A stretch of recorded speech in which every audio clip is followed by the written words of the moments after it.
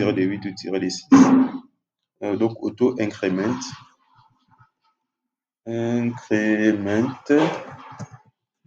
Voilà, auto-increment. Primary key. Donc la clé primaire sera auto-incrémentée. Je pense qu'on se comprend là, c'est l'anglais. Si vous le traduisez, ça va se traduire. Primary, donc primary key. Donc primary key, il faut séparer ici, primary key. Donc la clé primaire, key, donc j'ai virgule. Donc je donne une autre instruction. Donc oui, virgule. Donc name, maintenant le nom. Donc le nom, je dis varchar, donc chaîne des caractères. Le nom, donc on dit chaîne des caractères, c'est que le nom ne pourra pas être 1, 2, 3, quoi. Chaîne des caractères, c'est Steven et n'importe quel nom. Donc varchar, mais en majuscule, comme nous sommes ici en varchar. Varchar, donc varchar, je lui donne 100 caractères. 100 caractères. Ok. 100 caractères. Donc,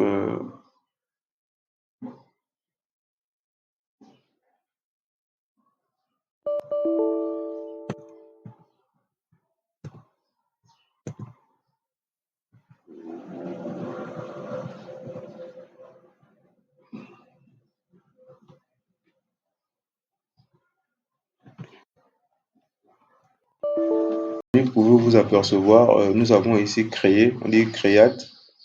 Donc, nous avons donné ici, on create tab user, nous avons créé la tab user. À l'intérieur, on a mis ces informations-là. Comme vous avez pu vous apercevoir, je suis sorti, j'ai pas voulu rentrer tout cela, donc il est un peu généré automatiquement. Donc, exit, je sors, on me dit, bah, j'ai fini de créer ma base de données. Une fois cela fait, qu'est-ce que nous allons faire? Nous allons créer des fichiers. Nous allons créer des fichiers pour la variable mon site. Parce que là, mon site, on a créé la base de données mon site. Nous allons aussi créer une variable mon site, un autre serveur. Donc, nous allons taper tout simplement la commande sudo mkdir pour créer un fichier mkdir var. Donc, on crée la variable var www slash html slash minisite. Minisite, c'est le nom. Mini-site-8. Site, c'est le nom de notre base de données, mais ça sera aussi le nom de notre variable pour stocker les informations liées à notre site. Ok, nous allons encore taper sudo. Donc, ça c'est maintenant pour donner les permissions. Ici, nous permettons donc le fichier minisite à avoir tout ce qu'il doit avoir comme permission. Donc, la permission, c'est show, n, je pense, oui, show, R pour permettre, oui. Je pense que c'est en minuscule. Donc, dollar, nous avons dollar. Donc, dollar, ok. C'est pas bien grave.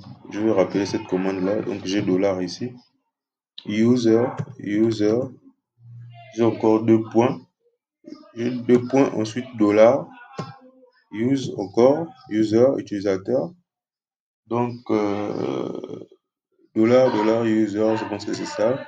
Ensuite, on va nommer notre variable toujours var. Ici. Donc, cette variable-là, voilà, on va toujours la ici. HTML ici, slash minisite. Mini-8 site. Donc, on retape et à l'intérieur, on va rentrer maintenant dans cette variable-là. Donc, c'est dans le dossier que nous venons de créer. Nous allons rentrer dedans en tapant var www.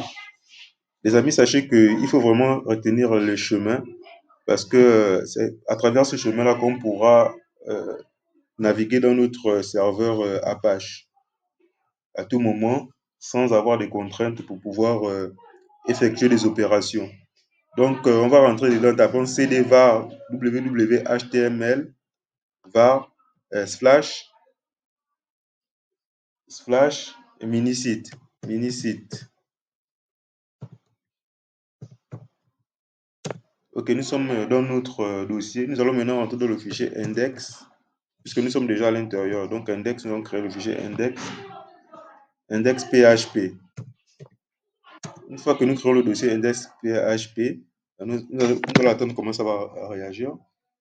Donc, nous demandons index.php. Si ça ne rentre pas, nous allons tout simplement, si ça ne rentre pas, nous pouvons tout simplement faire sudo nano var www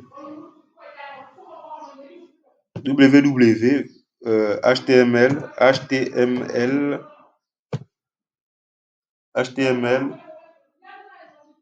minisite minisite oh là là le bruit minisite slash index index index index.php. C'est ça, c'est un fichier PHP. PHP. Donc, vous voyez, nous sommes en train d'un fichier index.php. C'est un fichier que nous allons créer. C'est un éditeur nano. Qu'est-ce que nous allons faire de cet éditeur nano? Nous allons tout simplement aller.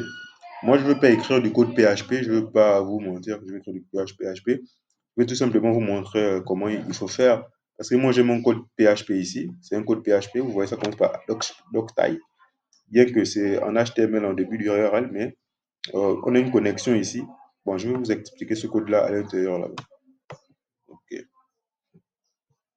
Donc, bien que on a un code PHP, on a quand même un peu du HTML à l'intérieur. C'est quoi, c'est ça? Qu'est-ce qui vient de se passer? Excusez-moi, je ne vais pas l'enregistrer parce que je ne sais pas très, j'ai pas compris ce qui s'est passé. C'est le fichier s'est collé deux fois. Voilà. Donc, vous voyez mon fichier ici, c'est doctype, doctype, le titre. Doctype, donc HTML header l'entête. Nous avons ici ajouté un utilisateur, insert PHP, méthode post, la méthode post. Là. Et donc voilà, on a tous les ingrédients. Et nous avons le name. N'oubliez pas que dans notre base de données, nous avons le name et l'email. Et nous venons de créer tout de suite là. Donc il y aura un bouton submit, envoyer, vous enregistrez à travers votre nom et votre email que vous avez mis. Et ici, nous avons le code PHP qui commence enfin. Le code PHP, ici, nous avons la connexion à la base de données. Vu que mon utilisateur, c'est root et mon mot de passe, voilà, je ne vais pas vous dire mon mot de passe. Mais sinon, c'est un peu ça. Donc, il me suffit de sortir comme ça. Et ensuite, rentrer dans un deuxième dossier qui va se faire appeler euh, insert. Insert, voilà. Insert.php. .php. PHP. PHP. Donc, une fois dans notre dossier-là, nous avons aussi ici un code PHP pour pouvoir remplir la colonne d'insertion. Donc, voilà, on copie ça, on vient. Sachez que c'est un peu ce qui se passe lorsqu'on déploie des sites Internet. Lorsqu'on déploie des sites Internet, il y a le concepteur du site, donc le développeur, celui qui fait les codes, mais il y a aussi ce qu'on appelle les administrateurs système qui vont déployer l'application. Et c'est comme ça qu'ils vont s'y prendre. Ils vont s'y prendre, autant pour moi. Donc, une fois que j'ai fait tout ça là, je vais redémarrer mon système sudo ctl système ctl restart Apache 2. Apache 2, OK. Dès que le système Apache a redémarré, je vais maintenant aller sur mon URL pour essayer de me connecter à la page PHP que nous venons de créer. Donc, si je ne me trompe, cette page c'est 192.168.131 slash. Donc, mon site. Donc, on peut directement rentrer sur Minisite. Et à l'intérieur, on va naviguer. Minisite. Minisite, tiré de 8. Donc, Minisite, tiré de 8. Slash, par exemple, nous rentrons dans la page index. Pas mal. Index. Index. Ok, point PHP. Point PHP. Point PHP. Mhm. Donc, vous voyez, les amis, c'est ce que nous venons de créer tout à l'heure là. Donc, nous avons ici ajouter un nom d'utilisateur. Voilà, on peut ajouter un nom d'utilisateur. Bon, je mets, je mets Steven, hein, Steven Muketu. Un nouveau mail, j'ai mes mails ici personnel, je peux le mettre. Donc, j'envoie. Vous voyez, cette page ne fonctionne pas parce que derrière nous n'avons pas de location. Nous n'avons pas de location, c'est-à-dire, je reviens d'abord, je vous montre c'est la page, voilà, nous sommes sur la page insert, là. Nous sommes partis de la page index à la page insert. Mais sauf que depuis la page index, nous n'avons pas fait une location pour la page insert. Je ne sais pas si vous me suivez. Ça veut dire que en retournant déjà sur notre terminal et vous allez essayer de voir. Pour l'instant, nous avons deux pages. Donc, la page index et la page insert. Vous voyez? Donc, mais là, nous venons de vous montrer que nous venons de déployer un, un, un, un serveur web parce que nous pouvons, par exemple, modifier la page insert. Par exemple, ici, lorsqu'on dit mini-site PHP, title, donc le title, c'est le mini-site PHP. Si nous venons ici, nous allons voir qu'effectivement, on nous dit, je ne sais pas, c'est où mini-site, lister les utilisateurs, ajouter un utilisateur, donc c'est ici. Donc le titre de la page, comme nous avons fait la première fois sur là-bas. Donc le titre de la page, c'est mini site PHP, tout en haut de l'adresse IP. On a fait cette démonstration pour le serveur Apache. Donc je peux tout simplement changer le mini site PHP là. Et par exemple, là où c'est écrit ajouter un utilisateur, je vais mettre par exemple euh, ajouter un. Attends, on va modifier ça, lister les utilisateurs, ajouter un utilisateur. On va mettre autre chose. On va vous montrer comment ça réagit. Donc ici, on a quoi? Ajouter un utilisateur. On peut mettre, ici à la place d'ajouter un utilisateur, ajouter, ajouter. Je vais vous montrer. Je veux ajouter quelqu'un que j'aime bien. Donc je vais ajouter ici. Je vais dire ici page, donc Julie, comme ça. Donc si cette page Julie là ici, vous allez la voir, lister les utilisateurs. Lister l'utilisateur, par exemple, ici, je vais mettre un autre nom. Ici, par exemple, je vais mettre, donc, lors de lister les utilisateurs, je vais mettre euh, un ami à moi qui s'appelle, le nom d'un ami à moi qui s'appelle Stevie. Donc, je vais mettre le nom de Stevie. Voilà, ce sont des exemples, hein, c'est pas sorcier. Tout le monde peut faire ce qu'il veut faire là-bas avec son système Apache. Donc, vous voyez, lorsque je veux redémarrer le système Apache, je vais revenir ici sur ma page index PHP. Je vais le, le,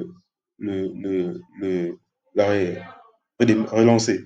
Donc, vous voyez bien, j'ai page Julie et ici, j'ai Stevie.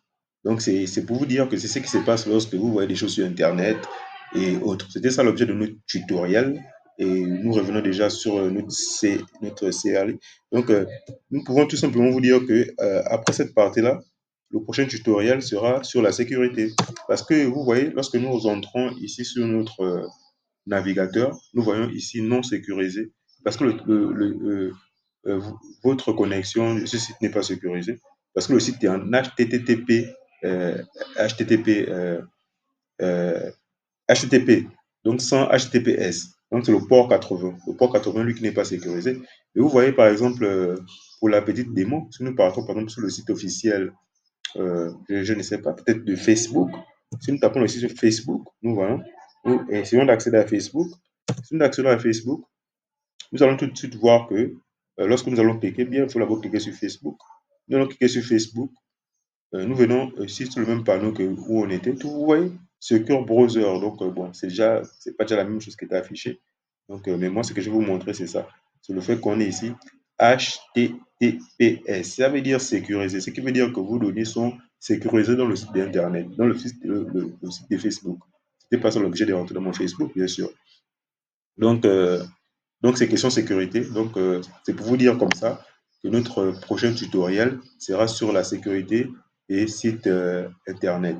Donc, je vous remercie d'avoir suivi ce tuto qui semblera un peu être long, mais sachez que là, aujourd'hui, même nous